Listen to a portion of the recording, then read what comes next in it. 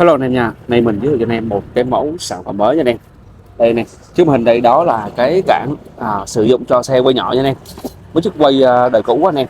Đó, đây là cản inox này nè, HDR răng sinh nha anh em. Đó, rất là đẹp nha anh em coi.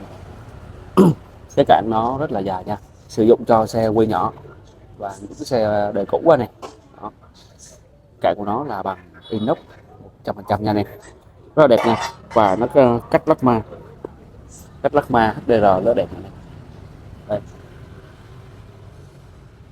sử dụng cho xe quay nhỏ, chất liệu của nó là bằng inox nha này, inox 201 nha, không có bị reset gì hết nha này, rất là đẹp nha.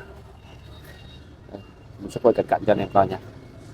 Đây, đó cái mâm để mình trả hàng rất là tiện lợi nha anh em.